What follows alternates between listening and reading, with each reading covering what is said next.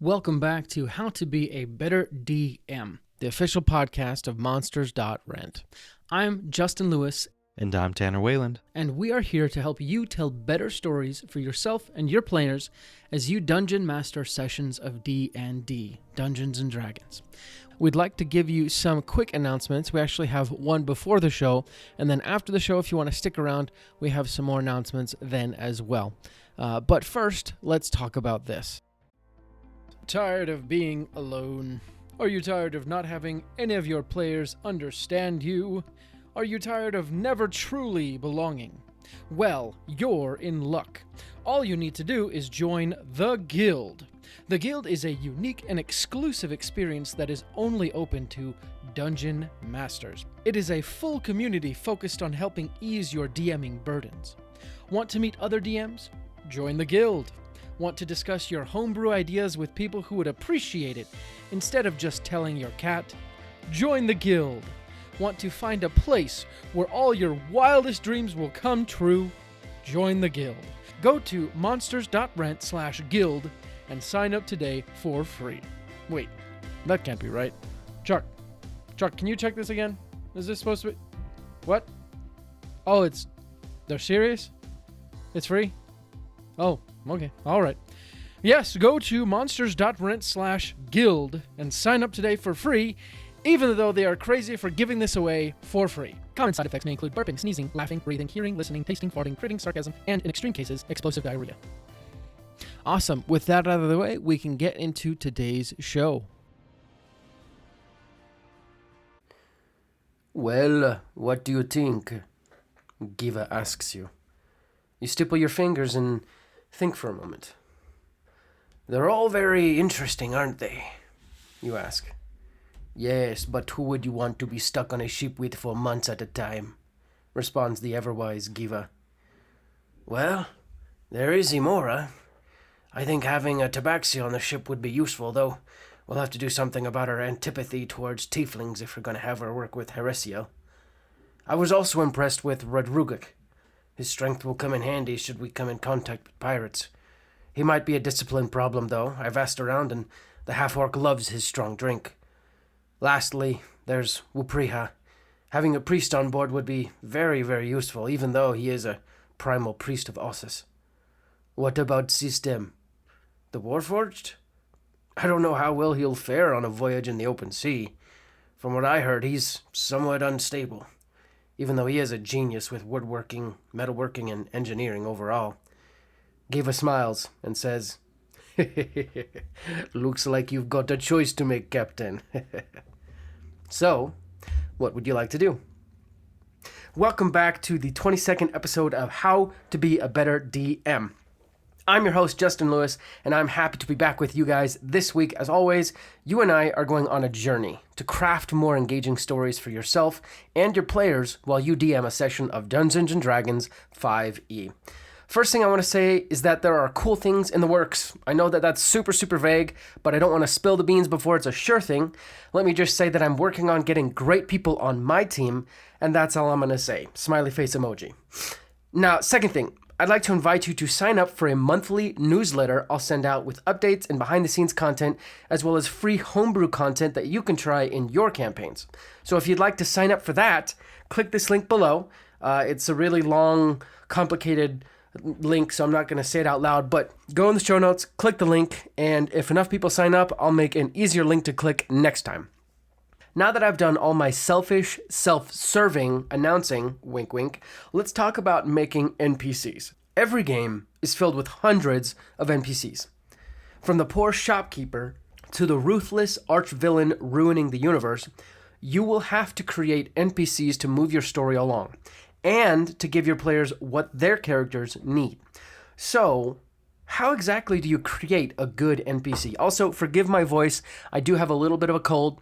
Hopefully that doesn't ruin your experience. But here are some questions to ask yourself to help you create a good NPC. Number one, what's the purpose of this NPC? I found myself falling into the trap recently with my own campaign of thinking, I need to put in an NPC at this castle that they'll meet and journey with for some time. I never asked myself the question of the NPC's purpose. Why are they even in the story? So after I did, I realized that this NPC's purpose was threefold. And spoiler alert, if you are in my campaign, stop listening, okay? Number 1, to give vital information about the plot and help solidify the players' desire to defeat the bad guys.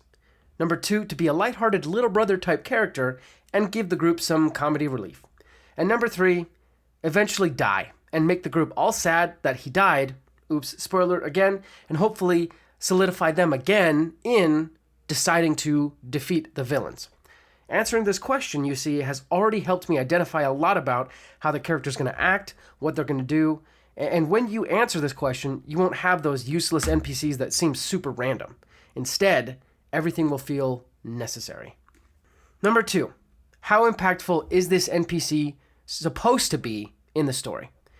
The answer to this question will help you determine how in-depth the answers to the rest of the questions need to be. In the case of a small shopkeeper the party meets when they are level 1, the answer will probably be that the NPC is going to be very little impact. That means that you mostly need to just make the one encounter the party has with them fun and sensical.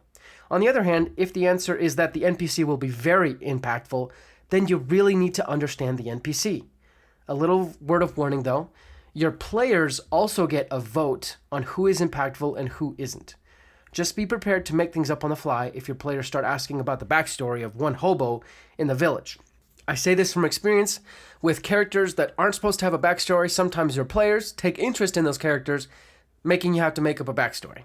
Number 3, what emotion should this NPC cause? This question goes hand in hand with the first question. I believe every NPC should make the players feel some emotion. Sometimes that emotion is comedy, laughter, joy. Other times it's a deep loathing that lasts long after the session is over. Heck, even the emotion could be boredom if you're wanting the players to move on with the story. Though I wouldn't necessarily recommend that most of the time because it usually backfires and the players just get bored with the game. Whenever we meet people in real life, they act and we react, often with emotions. You see someone in the elevator and they make a funny joke and you smile. And you might be thinking, wow, this guy's a jerk for talking to me in the elevator. Don't they know I just want to be left alone? Or if you're a nice person, you might be thinking, wow, what an awesome thing to do, to say hello to someone in an elevator, because you never know what's going on underneath the surface.